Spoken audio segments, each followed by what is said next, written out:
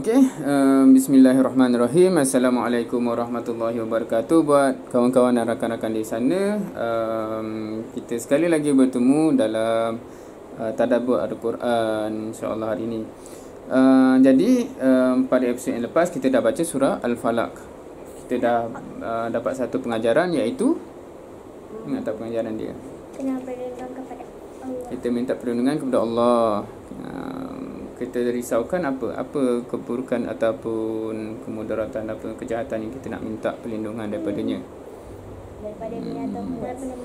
Daripada binatang buas lagi. Daripada coronavirus. Daripada virus-virus, ciptaan Allah juga dan sebagainya, makhluk-makhluk, apa-apa makhluk kan.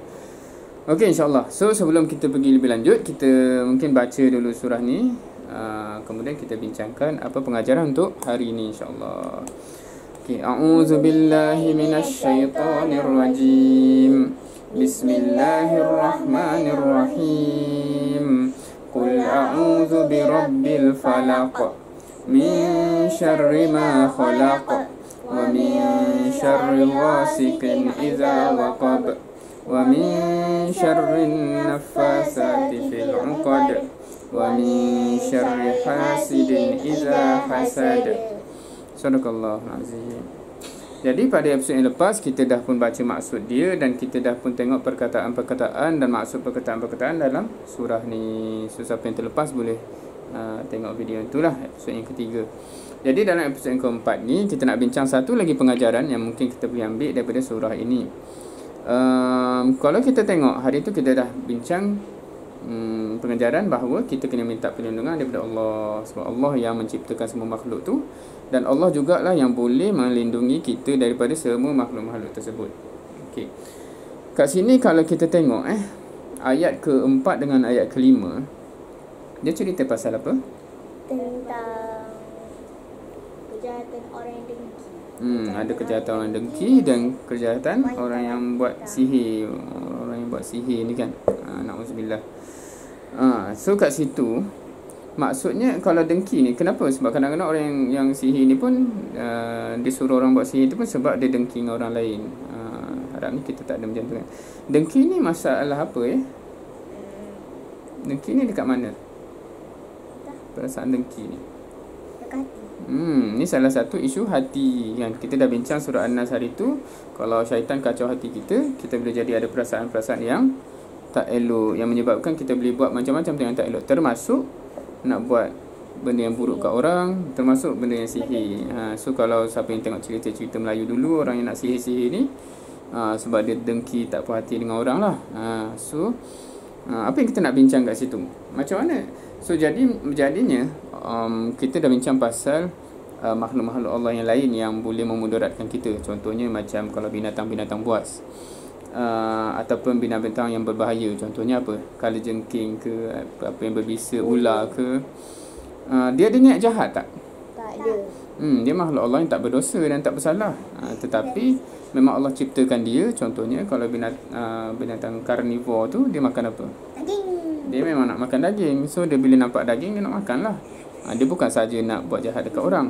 So itu jenis makhluk yang dia tak bersalah, tapi Allah ciptakan dia memang perlukan benda tu. Dan kalau macam contohnya binatang yang berbisa, kenapa dia pergi patuk? Saja-saja nak susahkan orang ke? Tak. Memang macam tu. Memang macam tu. Kadang-kadang kita termasuk kawasan dia, dia pun takut, ataupun dia nak melindungi diri dia, dia pun patuklah dan sebagainya kan. Itu satu jenis makhluk yang kita dah kata kita minta doa dengan Allah supaya Allah lindungi. Yang ni pula ada makhluk yang bernama manusia ni pula, dia lain. Sebab kalau dia buat jahat tu biasanya memang dia ada niat yang tak baik. So kita nak bincang macam mana ada orang boleh ada hasad dengki ni. Boleh tak ada hasad dengki ni? Tak boleh. Sepatutnya kenapa? Hasad dengki ni sifat mahmudah ke mazmumah? Mazmumah. Sifat mazmumah, sifat yang tak bagus kan. Macam mana ada orang boleh ada dengki ni? Kenapa dia dengki? Sebab yang hasut. Kadang-kadang syaitan hasut. Tapi kenapa dia tak dapat mengelak bisikan syaitan tu? Kenapa dia jadi dengki juga? Kenapa dia tak boleh menepis? Oh, syaitan kata dengki-dengki, dia kata astaghfirullah, a'udzubillahi minasyaitonirrajim. So itu kita dah bincang daripada surah Anas, pentingnya jaga hati kita supaya kita tak ada niat-niat yang tidak baik macam ni. Dalam dengki, dalam Islam, ada ke dengki yang boleh? Tak pernah dengar Dengki nak jadi baik. Dengki, macam mana dengki nak jadi baik tu? Entah. Biasanya orang dengki apa? Kalau tengok dia kata, oh kawan dia ada banyak duit, oh dengki kan. Dia kata kenapa dia tu banyak duit, kita tak ada duit. Biasanya orang dengki buat apa? Dia harapkan orang tu tak ada duit juga, ataupun biar dia, ataupun kalau yang buruk tu macam dia ada apa, dia ada beg baru ke, dia ada kereta baru ke, kita pun dengki, kita tak puas hati dengan dia, kita nak benda tu jadi rosak ke, hilang ke. Itu niatnya tak baik. Ada ke dengki yang baik? Tak ada tahu. Ni ada dua hadis yang sebut tak boleh dengki kecuali dua perkara. Pernah dengar? Tak pernah dengar. So satu ialah kalau dia tengok kawan dia ada banyak duit, tapi tak boleh dengki sebab dia banyak duit. Tapi dia tengok, oh dia banyak duit, lepas tu dia banyak sedekah, dia banyak infak fisabilillah dekat jalan Allah. Contohnya macam sahabat, pernah dengar sahabat yang berlumba-lumba tu? Berlumba-lumba nak sedekah, nak infak. Pernah? Cerita siapa? Tak pernah dengar? Masa Abu Bakar dengan Umar berlumba-lumba. Kawan-kawan pernah dengar? So kisah dia lebih kurang, Umar dengan Abu Bakar ni selalu berlumba-lumba kan. Siapa yang infak ni tahu ke? Tahu.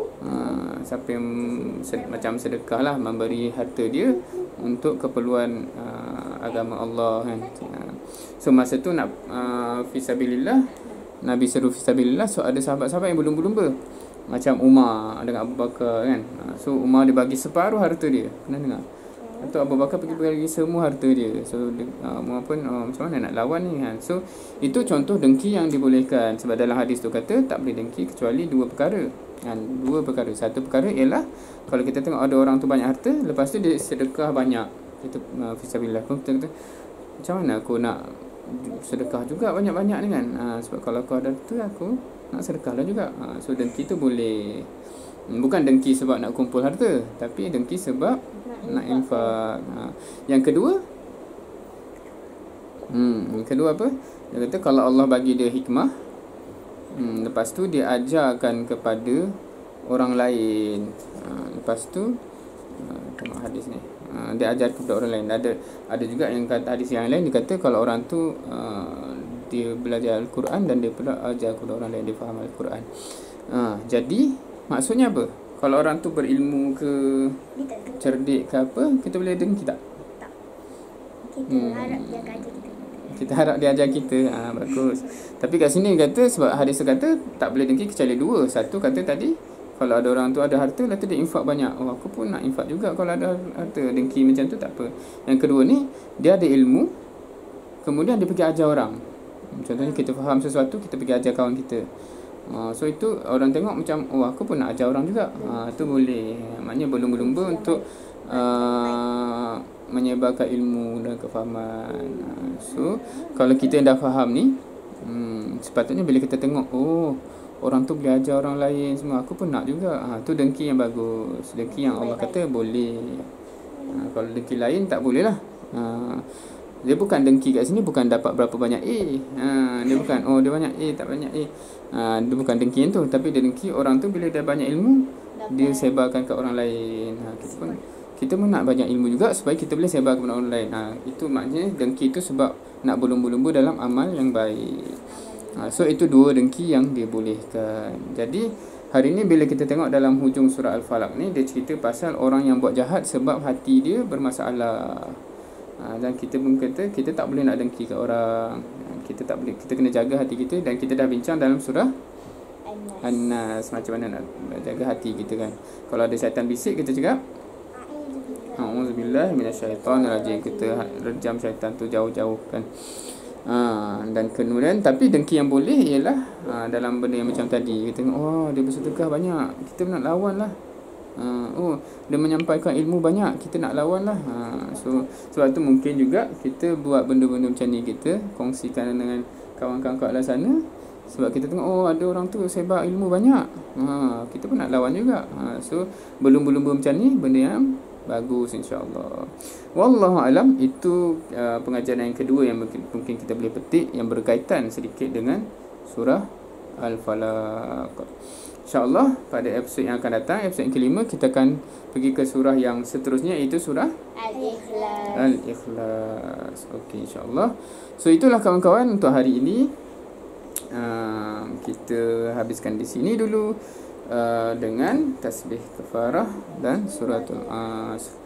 Bismillahirrahmanirrahim. Subhanakallahumma wa bihamdika nasyhadu an la ilaha illa anta astaghfiruka wa atubu ilaik. Bismillahirrahmanirrahim.